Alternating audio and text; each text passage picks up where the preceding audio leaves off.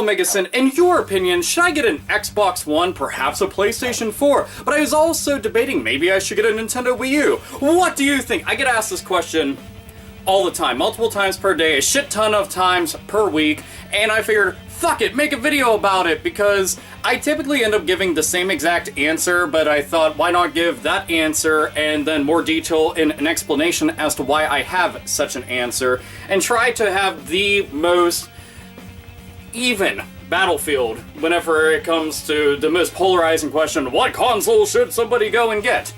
So, I always tell people, if you're going to pick up any kind of a game system, you should always look at the most important factor, which should be number one on many people's list, and that's the games. What games are on it? What games are you interested in right now that's out? What games are coming out in the near future that you're interested in? Those are questions you need to ask yourself before you plunk down a couple $100s to pick up a console. You know, the Xbox One, PlayStation 4, the Wii U, all three of those have exclusive games to them. So naturally, that's going to be a pretty good deciding factor into it. And then naturally, there's third-party games out there that will only, sometimes there'll be a limited edition where it's like, you know, oh, we're only going to be on this console for a certain amount of time. Then later down the road, then it's going to be across all platforms. So, with PlayStation 4 and Xbox One, those typically have a lot of the same exact third-party games. Whenever you look at that, that's not such a bad thing because, you know exactly what to expect from all the industry leaders out there and third and second party publishers and developers. And then the Wii U itself has basically Nintendo games out the ass. We already know that Nintendo internally makes some of the best and a shit ton of first party games. You know, from the Metroids to Legend of Zelda, Star Fox, Super Mario Brothers, just everything that you can imagine you're going to end up getting on a Nintendo console, so it's usually one of the main factors into you going and picking that up. Then, okay, titles for example, I wrote down a bunch of games right here for Xbox One. You got Dead Rising 3, Sunset Overdrive, Titanfall, Killer Instinct. Upcoming, you got State of Decay, Halo 5, and Scalebound. On PlayStation 4, you got Infamous Second Son, and First Light, technically. I always say place First Light because it's fucking amazing. But Bloodborne, which is going to be coming out this month. The Order 1886, Little Big Planet 3, Guilty Gear coming up. You got Uncharted 4, Dragon Quest Heroes, Until Dawn. On Wii U, you got Hyrule Warriors, Bayonetta 2, Mario Kart 8, Super Mario 3D World, Kirby and the Rainbow Curse. Upcoming, got Legend of Zelda, Devil's Third, Mario Maker, Star Fox. It's a fucking ton of games. So, look at all of those as to, well, which one do I want to get? Do any of those games somehow tip the scales for you? And then price point. The Nintendo Wii U, you can get for $300. And basically every single Wii U has multiple games that comes with it. And on top of that, sometimes certain stores or online stores will end up having additional games added in that you can get exclusively from them. So then you have the Xbox One, which is currently at $350. That's not a permanent price change, not yet. I'm thinking that Microsoft might just say fuck it and just keep it at $350. But right now, you can get the system for $350. And again, just like with the Wii U, multiple bundles out there. So that's always something to go and take into mind. Then the PlayStation 4 is at $400. Now, that has multiple bundles, but right now there is no price drop in the near future. I can imagine that the PlayStation 4 and Xbox One might go for a price drop coming into this next holiday season, but we're in fucking March right now, so we don't need to worry about anything like that. So price point is something that you're kind of worried about. You gotta go and look at those key factors. Then, for many folks out there, online is important. Online is always important anytime that you want to go and play online co-op versus multiplayer, whatever the fuck it's going to be. Online is going to be very important and lucrative to whoever is going to be buying the system and spending a ton of time with it.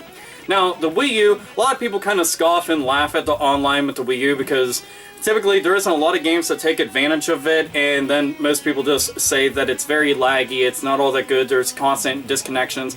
Me personally, from my own experience and a couple of my best friends, we haven't experienced anything like that. I'm not saying that it doesn't exist, but I'm saying that I personally haven't ran into those problems. So I have no fucking clue. Maybe it depends on where you're at. Maybe it depends on what games that you're playing. But that's something that you'll want to go and look at. The PlayStation 4, we already know that the PlayStation Network, at fucking tons of times, has been the target of DDoS attacks and all sorts of other shit from hackers. So some people will be wary about it, and that typically is the butt of a ton of jokes and memes on the internet. But again, I don't actually experience it because I don't really play games online, like, at all. So, but I know a lot of people out there that whenever they're going and comparing apples to oranges, whenever it comes to the Xbox One and PlayStation 4, they'll always say that you get your money's worth going with the Xbox One experience. And the Xbox One usually, typically, 99% of the time, sits at the top as far as, like, what the best online experience is going to be. Though, you know, PC gamers are going to be quick to go and shut them down and tell them to shut the fuck up, which that's its own category by itself. I'm just trying to go and focus on trifecta of consoles that we have going right now between Sony, Microsoft, and Nintendo. But whenever it comes to online gaming, typically most people would say, yeah, Microsoft, that's the way to go. Now, there is one thing to note that you don't really have this happen a whole bunch with Nintendo outside of Club Nintendo, which is going to be ending. But whenever you go, and their service is free, so I guess it's kind of hard to even compare them, but you're going to be paying to go and play online with Microsoft and Sony. So it's one thing to go and look into, but in addition to that, you also get a bunch of games that are given to you for being, you know, an Xbox Live member or a PSN Plus member. So the games that they go and give away on those is pretty important, though I am always going to give the edge to Sony for one major reason. If you own a PlayStation 3, a PlayStation 4, and a PlayStation Vita, you're getting 3 systems worth of games. It's the only reason why I'd give them the benefit of the doubt when it comes to that. But overall, you can't really go wrong with 99% of the games that are going to be out there. I do wish that Nintendo, with the Virtual Console, that they carried over everything that they had pre-existing onto the Wii and put onto the Wii U. Why the fuck it's not that way is completely beyond me, and I wish they'd lower the prices. Because, I mean, paying like $8, $9, $10 sometimes for some games that typically are just like Super Nintendo games feels kind of weird. That's all I'm saying. So somebody will be like, oh, yeah, but no, we're talking about your fucking money here. Do not sit there and defend the practices of overcharging for silly ass shit like that. You're fucking nuts. Anyhow, then controllers. Actually, I have the controllers all sitting here. To begin with, these are going to be the two that I have right here, being the PlayStation 4 and Wii U. My brother has the Xbox One, so luckily I have an Xbox One controller right here. Now, these two are made too, again, because they're always in direct competition that most people compare. And the one thing that I notice most people have a problem with is the analog stick placement on them. Because these ones are side by side and located in the lower portion of the controller, and this right there, obviously, is diagonal. I've never had a problem with either, and actually think both feel really fucking good. The only thing that I can say is I personally still prefer the Xbox 360 controller over the Xbox One controller, which somebody might be like, oh, you're crazy, but that's my own personal preference. With the PlayStation 4, I really hate the fucking touchpad. I think it's stupid. The battery life on it is kind of shit. And why the fuck isn't there select? Why is there a share button? I don't understand this. That's nuts. But everything else about the controller, I really like and do think that it's a step up. It's a good controller, but still, I would stick with a 360 controller. Not that I really have that as an option, but still, you know, that's all I'm saying. But then, we have the Wii U controller, the tablet controller, a fucking beast. Look at that. See the reflection? There you go. You can see the camera now. Look at it. So, the Wii U tablet controller is the one that I put in a distant third place. Because it's just, I don't know, it's not that it's a bad controller per se, it's just that 90% of the time the actual tablet feature, I don't feel it's ever taken full advantage of, and most games that I think that would be good with it aren't ever showing up on the system. Like, do you know how many times I want to play a tactical strategy RPG on here and control with that? It'd be fucking amazing. Or if I was playing some kind of an RTS game. Again, you could do tons of great PC ports on here and never gets full advantage of, and really, this screen gets relegated to just being an additional screen. I do like the fact that you can play the games on here without it showing up on TV screens, so, you know, people can go and watch whatever the fuck it is that they're going to be watching, and you can still enjoy your games. So that's kind of cool. But for the most part, a lot of people just feel that it's awkward. Battery life again on it is kind of shit, you know, whatever. Ultimately, it's going to boil down to personal preference. you know, every single individual is going to feel different about how they experience their games using the controllers. It's going to depend on what game genre that you're playing, you know, what franchise it is, and a whole bunch of other shit. But point is that all the controllers are technically good. You know, first-party controllers really aren't bad unless you look at something such as, I don't know, the fucking CDI controllers or the Atari Jaguar controllers, which are fucking garbage, or the Intellivision, just, man, fuck that. Oh. Those controllers are ass cheeks. The Atari 5200 controller, they're all fucking busted. All those are bad, but those are all also a lot older. And if you ever want to go with high-quality third-party controllers, Hori. That's all I'm saying.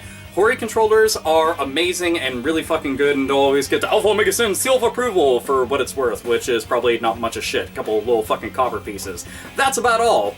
But then the systems themselves, you know, some people actually give a shit about how they look aesthetically. I don't see how the fuck that ever makes a difference, because it's just gonna be sitting on a fucking shelf and you're feeding discs into it. There, you got that right there. But price point, games, the controllers, the online experience, these are all things that you have to go and take into account. You know, take individual bias out of the equation and really just judge each game, you know, even the ones that you have a personal preference for, and in the most honest way, and just look at it, you know, for what it is. And I know that lots of people will go and play the fucking fanboy card. Fuck all that shit. I don't ever in my entire life want to be a person that's going to look up at some kind of company logo and bow down before like it's some kind of godly monolith and that's going to bestow upon me all these fucking heavenly treats that I was never going to be able to get otherwise, and act as if they're a fucking messiah of sorts, because it's just a company that goes and makes entertainment for us to experience. That's it. So I just want to make sure that people are getting the best possible experience. So always remember, the console that you want is where the fucking games are at. Everything else, personally, should be secondary. Unless you only plan on getting third-party games, and maybe that's going to be a little bit different. But I just say, go where the games go. That's how I end up judging all past consoles. Like, what's your favorite console? I'm like, a PlayStation 1. Why? The fucking games. And then the Super Nintendo, the fucking games. You know, and just all sorts of other shit. Either way, so I thought that this might help. What do you actually think out there? I already know that this can cause a monumentous uproar, the likes that most people haven't fucking seen in ages, where people are going and like, heads on pikes! Heads on pikes! That sounds like a really good chant for a metal show, by the way. Heads on pikes! Heads on pikes! Heads on pikes! Yeah, we can do that. No Viking metal? Okay, fine. Anyway, so opinions and thoughts? Nintendo, Sony, Microsoft, what will it be? Or fuck all that! PC! Or somebody's like, no, I'm going to go with mobile gaming. Yeah! Which, that would be kind of strange. Who the fuck knows? Anyway, this is Alpha Omega Sin, as always, nerds, nerdettes, and gamers, game the fuck on.